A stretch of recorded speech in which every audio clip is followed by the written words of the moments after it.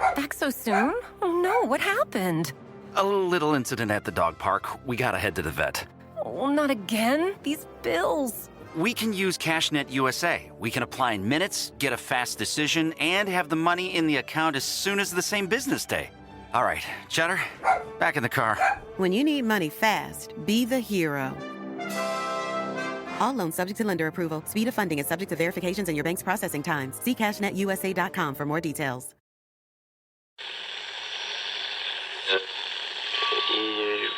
Empire.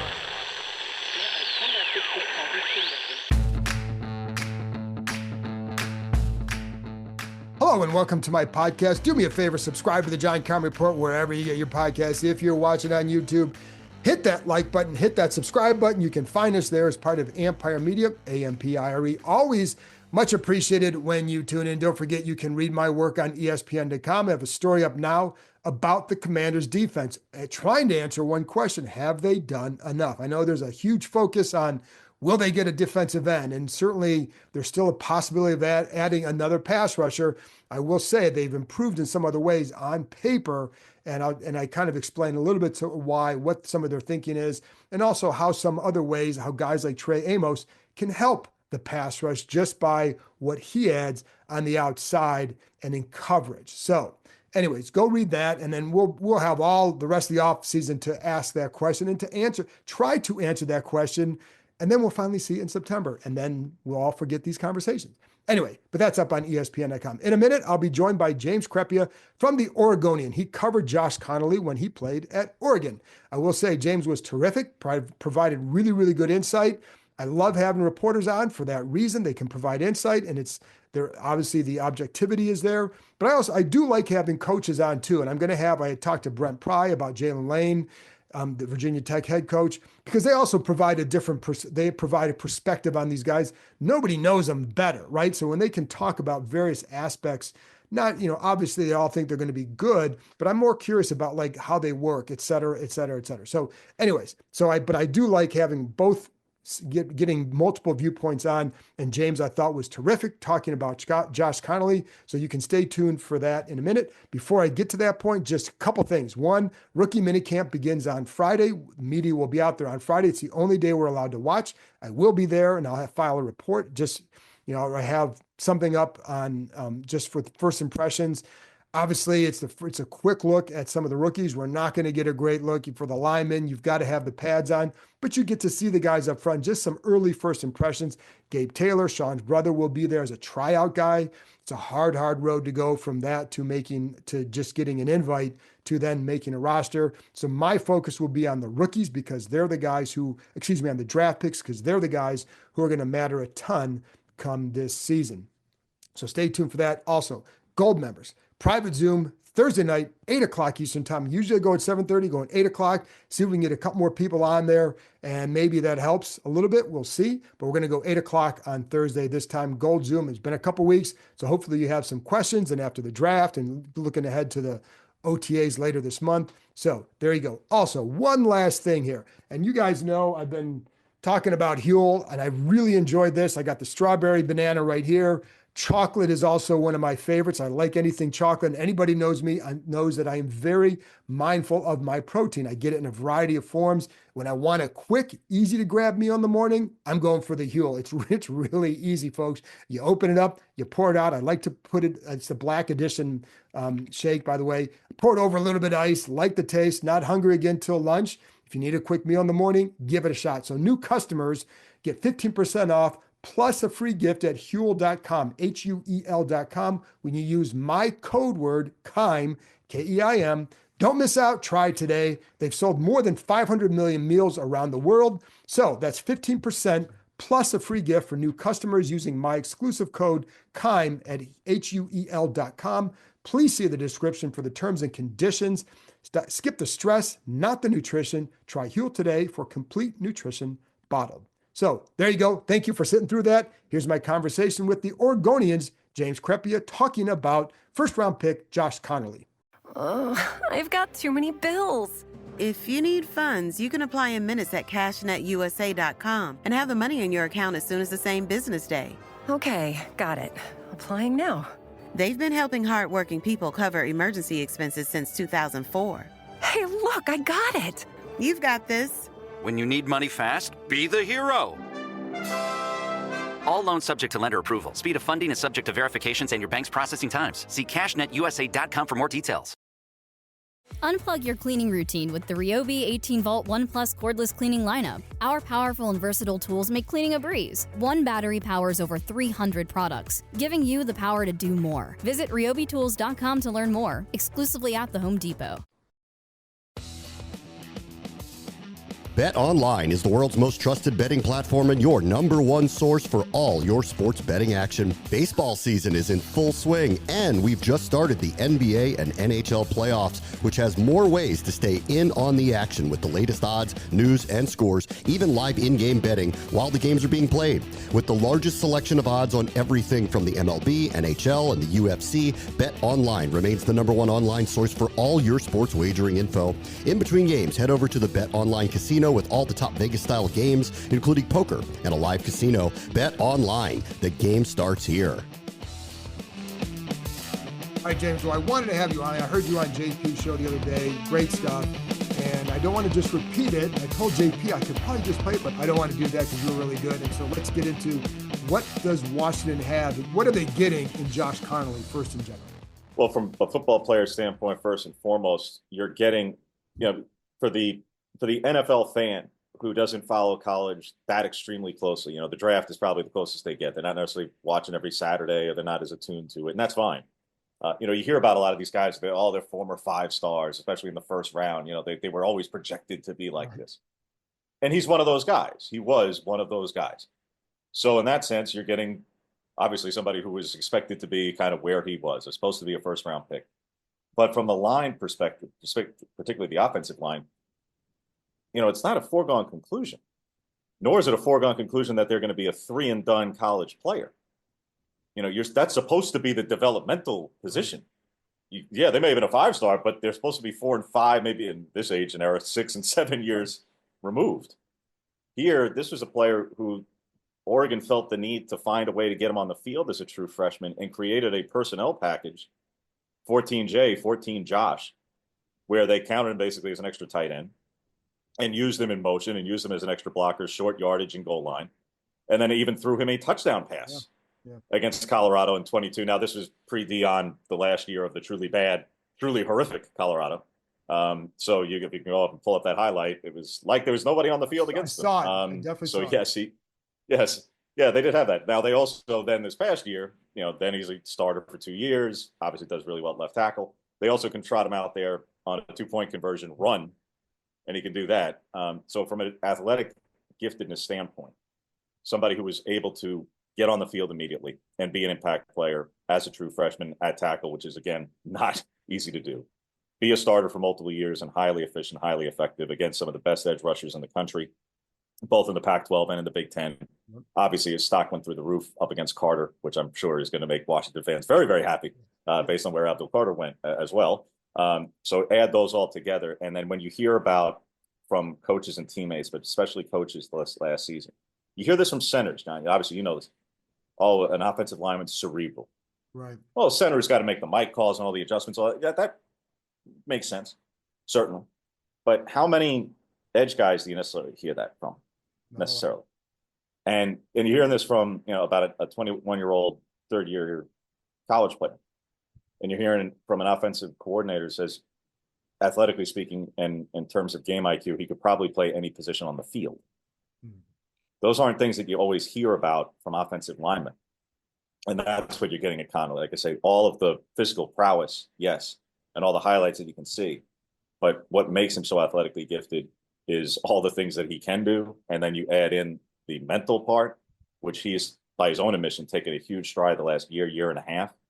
And that's still just scratching the surface. We're still talking about a 21-year-old, young man who, what this could look like 3 and 4 years from now could be something really special. So with that being cerebral, is he just naturally, what extra stuff does he put into the game to get that? Because you can be smart, but if you're not studying it, is it going to matter? So what is it? Is it a matter of extra film study? Why do you feel like maybe they talk about him that way? That's it. It's for as much time as all these guys spend in the film room, it's film, and it's wanting to understand not just what his job is, of course, start there. That's a given. But also let's call it what it is. Whether you're the left tackle for Bo Nix or you're the left tackle for Dylan Gabriel and it's not the blind side, more often than not, you're on an island against that other guy. Like, we understand. Yeah, I know somebody can cross your face and they can go in the B gap. And I thank you. I understand. But ultimately, if it's 3rd and 7+, we know what the bookends are doing. All right. Like, we get it. How much do you really have to know? If you're a right or left tackle, particularly in college football, how much do you really think they're breaking down what the safety rotation looks like and means? Right. Now, again, maybe the center and the quarterback need to know that, and that's all fine. But, like, do you really think an 18 or 19-year-old necessarily, unless they've been in an unbelievable powerhouse program, high school, college, whatever, is that really there? They don't have all the time for the coaching and all that stuff. Right. Conerly, what you hear about is, yeah, they all do film study, but he wants to know all these other things. He wants to know the next level things.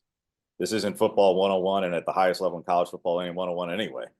Right. But we're past grad school now in those terms. Like, the game IQ, he wants to know not just what he has to do and the things he has to pay attention to and his keys. He wants to know every part of it.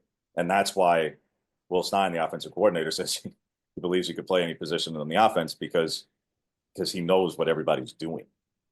He wants to know and does know what everyone on offense is doing and knows the keys across the defense. That's where I say the term cerebral gets thrown around with him, because, and now again, a lot of these guys played two ways growing up. Conerly played running back way back in the day. He played linebacker way back in the day. He's been a lineman for a hot minute now. It's not like he's totally raw or green. He's not. But yeah, he had experience. Really, really young football player, playing a little bit of both ways. But yeah, he wants to know and understand, like I say, what everybody on the offense is doing. Along with that, it's funny when you watch him against, because it wasn't just Abdul Carter. I mean, Ohio State has bookends, right? They had Josiah Stewart at Michigan. Like, you're going to face some high-end guys who were drafted in the top 3 rounds of this draft. What stood out in those matchups to you? What stood out to me in a lot of those, and if you go back to and Conerly, when he was asked several times in the pre-draft process, I believe going back to the Senior Bowl, Combine, etc., people asking him, who was the best, opposing guy you've gone up against. And he was frank and said it was Braylon Trice the year before against Washington. And in that game, now they played twice in that series, obviously in the 23 season. So, yeah, to your point, he's played a lot of them, and more often than not, in all of those the past 2 seasons, they negated, as a line, and him specifically, negated most all of the most critical, front line and really front 7 defenders. And that's credit to the group collectively, the strategy, the coaching, the scheme, and all of it, but also the players got to go out and execute it. And Conerly did it a lot. Yes, you mentioned, yeah, it wasn't just Carter, though he drew that matchup. And if you go back again, out here, this is old news, but across the country, I realize this is a new revelation as you're starting to delve into more and more video. If you go back and pull up, Oregon did an in-house video series this past year. It's got a bunch of awards, all that kind of stuff, but called Ducks versus Them. Right. And if you pull up the series, the video clip from following the Big Ten championship game, and they go back for the week prior and show you what the meeting room was. And Lanning brought up guys to the front of the room to give them basically an individual task. This is your job this week. This is what we're challenging you to do. And there's 3-4 guys going, and Conerly's last. And these are all the most prominent players on the team. Obviously, they're playing for keeps here, and everybody knows in the room obviously who he's playing against. And they got to read it in front of the room of their teammates. And Dan Lanning challenges Josh Conerly to make Abdul Carter question why he chose to play football. Now, we have the benefit of they won the game and they didn't allow, but this, but they put it out there. And, he did his job that day, ultimately. So that what stands out is like, yeah, he knew what his job was and he knew what his task was, and was to go up against those other guys who are also going to get paid millions of dollars to hit the quarterback. And he, more often than not, negated those guys. And it wasn't just in pass pro. We talk about getting guys out in motion, the athleticism required to do that. They do a lot of guard, tackle, pull, and counter stuff here at Oregon, and have for some time. And he would be one of those guys, not the only one, but he was quite good when you get that big fella out in space, whether it's a screen on the perimeter or it's setting up, like I say, a counter run. You know, he can knock some, he can knock some people around at the second and third level of the defense and really open up lanes. And he did it for Bucky Irving, and he did it for Jordan James. And the guard tackle pull, I was going to ask you about that because the screens, the GT pull, like they do a lot of that here too. So seems like a pretty good fit for him. He's also very patient in protection too, but though that the ability to move in space, because it's not just about athleticism too, it's about understanding. I think that's where that cerebral play also helps as well. So moving to right tackle, which is I'm assuming that's where he'll end up because you got Laramie Tunsil on the left side. Tunsil, yeah. Yeah, and so you put him over there, and I'm assuming they would want to keep him at tackle. But how do you think that transition will go? And do you think you just like move him to tackle, or do you think guard would be? Because I know they others seem to think he could play guard, but it seems like he seems like watching him, he seems like a natural tackle. So starting first at the moving to the right side part, and again, I'll tackle the elephant in the room first. The Senior Bowl. If everybody, the one clip. Right. Right. And I was there, me and 100 other people put the video out when it happened. All right. So, and believe me, you can go and take a look at my replies of the Oregon fans who weren't happy. And it was like, what, you don't think national television didn't catch this? Like, this did happen. I'm sorry. Now, context. First rap of the day at right tackle. Right. Might have been legitimately one of the first reps of his life at right tackle. Okay. Right. Up against the FBS leader in sacks, who was a couple of years older than him in Green, who was also obviously a really talented player. And by the way, what happened the next rep? That didn't go so viral. Did not go viral. It never does. So, that's amazing. No, that doesn't. Yeah. The next one, he stonewalls. And as Conerly said at the time and at the combine, it's like, yeah, it happened. Got knocked down. You can't stay down forever.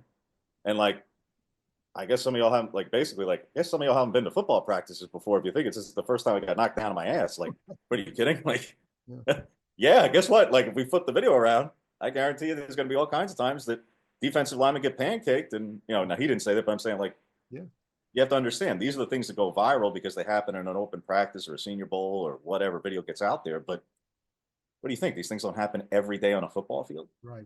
Like this is just part and parcel. So, okay, that happened. He also stonewalls in the next one. Right. Moving to the right side, don't think it would be that massive a thing. He's more comfortable on the left by his own admission. He also doesn't have a lifetime of experience only playing one side. It could happen. Could he move to the right side? Absolutely. Do I think he's gifted enough for it? Absolutely. Will he have to work at it? Yeah, like anybody. To move to guard, that was actually something going back into the season because we didn't have all the, we didn't have all the measurements yet, quite frankly. We don't have the benefit of a combine at the college level to tell us all these things.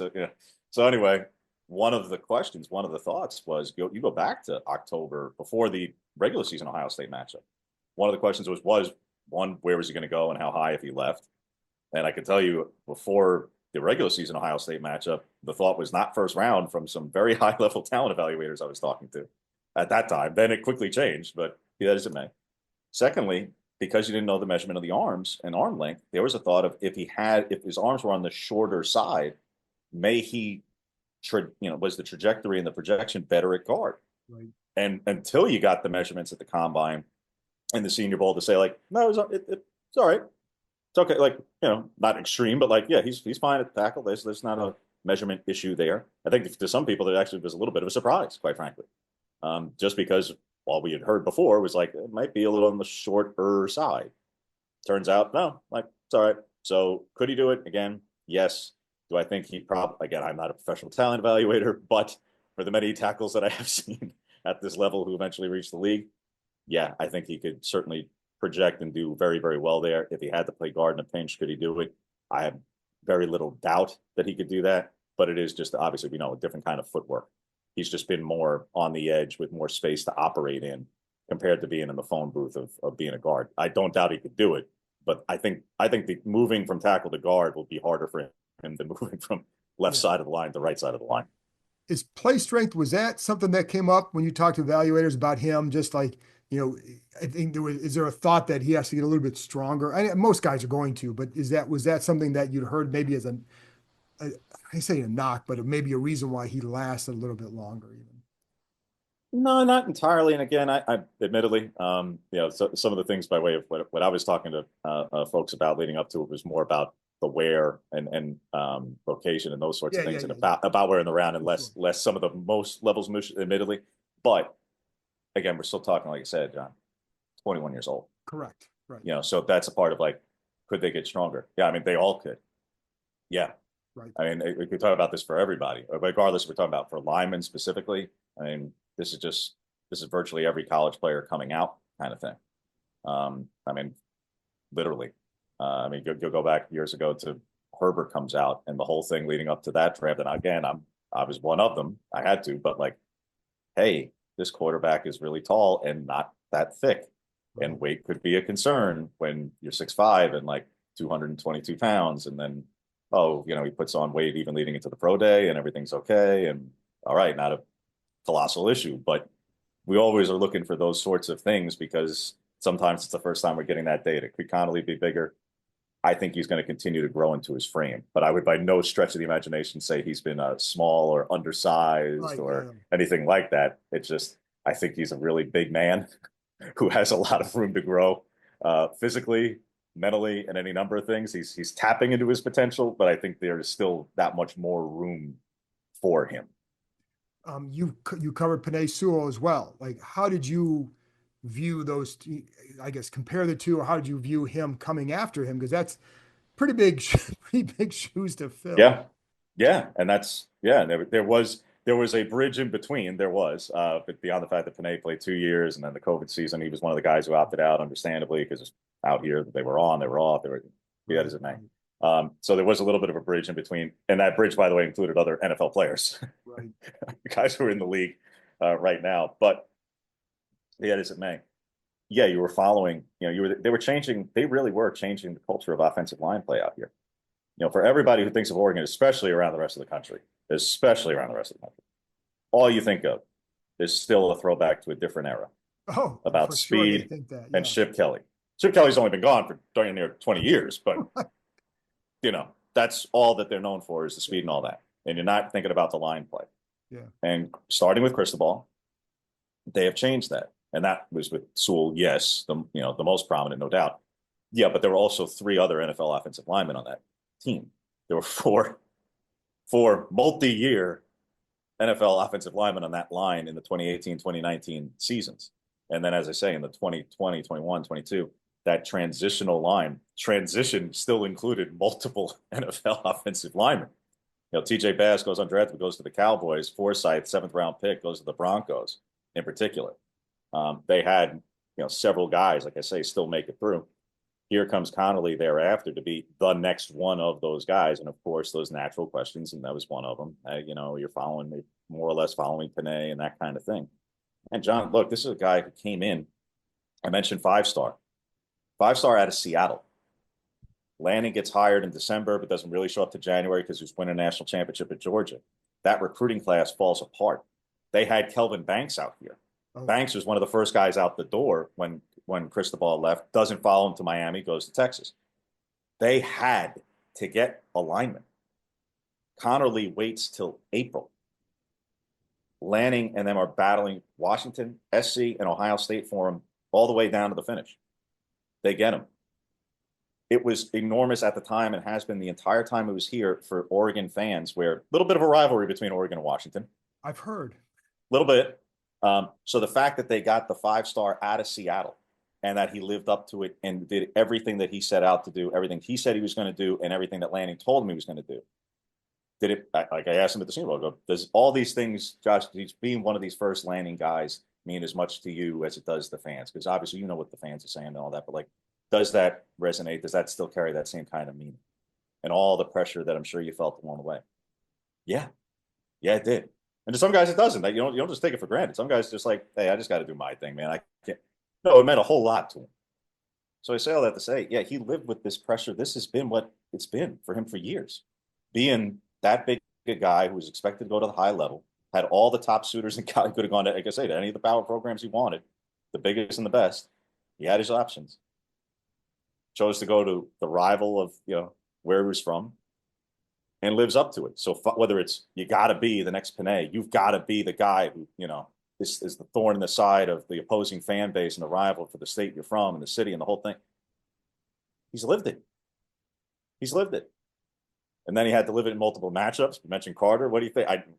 I think you folks are going to be writing about the Conerly Carter matchup for the next several years, a few times. Yeah, again, these guys have been living it. Yes. It's like I say, he's a guy who's used to it, is all to say. These are the circumstances, these specifics of how and why he's done it and gone about it. But he's lived that existence for years and lived up to it. So there's no pressure that's new to him. There's no optics. There's no, like I say, fan expectation. This is how he's had to live and exist in football for years, and nothing has been too daunting for him in that sense. He'll also get to go up against Kayvon Thibodeau, so I'm sure there are a couple matchups and practices there. Did you ever get to watch those? They didn't have a chance. They didn't have a chance because, like I say, Thibodeau left. It was Cristobal's last year. So it could have, would have, should have. Now, did they meet at times in off seasons where Thibodeau came back here, I think, for one of the spring games or summer stuff and all that, and he's working with the D linemen and all that? Oh, yeah, there's some back and forth. For some reason, I thought they may have crossed over the 1 year, but yeah. No, but they did have, again, they did have some solid linemen here. They did have the entire defensive line drafted this year. And Jordan Birch, also was awfully good. He was a little bit of a problem. The thing of, again, all these other guys who draw attention, Jordan Birch did lead on a per game basis. He was out for a couple of games this past season. Yeah. So, he goes in the 4th round, and that injuries is part of why. But, he did lead the Big Ten in sacks per game. Yeah. They did have that guy. So what was practice like every day with 2 NFL offensive tackles and 3 interior defensive linemen, 1 edge in particular, who all got drafted the same year, and a young guy here who will probably be a top 10 or maybe even top 5 edge rusher, top 5 pick overall, top edge rusher in next year's draft. That's what they were going up against in practice every day, let alone in the opponents that you mentioned as well. So, but not Thibodeau specifically. That'll be new to him. It's funny because when you talked about the line, it's both sides of the ball where they've been really good on the lines for sure. And massively enhanced. Yeah. Massively. So the last thing I want to ask you about then, you would have covered Jaden Daniels, the freshman. One of the big wins for him at Arizona State, the first huge one, was beating Oregon. And what do you remember from that game? Well, the game itself was, again, for the Oregon fan base, one of the ultimate thorns in the side because that effectively knocked them out of what was the 14 playoff at the time. And it did. And that was devastating and brutal for that team. Still goes on, still wins a Rose Bowl, still wins a Pac-12 championship, all those things. But that team wanted to be a playoff team and certainly had the talent and the ability. But they lose that one to Daniels and Arizona State, who, with the benefit of time now with this many years removed, you can go back and look at those rosters and have a better sense of context of ASU winning wasn't necessarily as enormous an upset as it was at the time, except for the fact that, hey, wait a minute, how did this ASU team not do better, quite frankly, than it did that season? Because that win was terrific for ASU, but how come the season wasn't better? Because, my goodness, they had an awful lot of talent between Daniels and Ayuk and Darby in particular on offense. How come? Be that as it may, what stands out? You knew that Daniels was obviously a really extremely gifted freshman quarterback that year. But what stands out is the play. Yeah. The play that, for Oregon purposes is the play that derails the playoff and everything else in the game. But a play that from every level of statistical analyses and understanding of situational football should just never happen. 3rd and 16, I don't care that it's Daniels throwing to Ayuk against Lenore. That you should never be allowing an 86-yard touchdown pass when you're winning in a football game with the playoff on the line. And, the statistical anomaly that is allowing an 80-plus yard touchdown on 3rd and a mile under the time and circumstance that they were. Again, credit to ASU and to Daniels and Ayuk. Do not misunderstand me. The irony of Ayuk and Lenore playing together years later at San Francisco. But if you draw that one up, if you run that play and go back in the time machine and run that play 100 more times, they're not converting an 86-yard touchdown. And again, it's just not happening. And for one, and two, safety help is going to look different. The whole play is just going to unfurl differently because, again, from every level of situational understanding, there's no way that play should have ever occurred. And part of it is, you do have Jaden Daniels throwing to Brandon Ayuk, which helps. But Diablo Lenore was in coverage against him. You know, it wasn't like they were going up against an undrafted corner out there. But nevertheless, that is what stands out about that game is, the outcome itself, but that play was extreme, was incredible, and defied every level of understanding of situational football because it just never should have occurred. Well, I think Bears fans would say, hold my beer. So I think like Jaden may have topped that one. There are a couple of plays where I watch him play. I'm like, I'm not sure that play should have occurred here either. So maybe the Oregon fans can take solace in that. They may have been the first, but they're not the last. Yeah. Yeah. James, I appreciate your time. It's great insight. I kept you a little bit longer than I told you I would, but it was great insight. So thank you very much. Thanks, John. Back so soon? Oh no, what happened? A little incident at the dog park. We gotta head to the vet. Oh, not again. These bills. We can use CashNet USA. We can apply in minutes, get a fast decision, and have the money in the account as soon as the same business day. All right, Cheddar, back in the car. When you need money fast, be the hero. All loans subject to lender approval. Speed of funding is subject to verifications and your bank's processing times. See CashNetUSA.com for more details.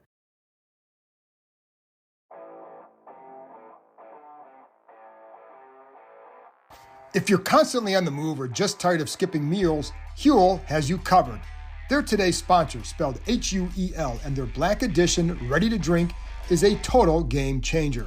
It's a complete meal in one bottle with 35 grams of protein, 27 vitamins and minerals, high fiber, low sugar, so you feel full, focused, and ready for your day.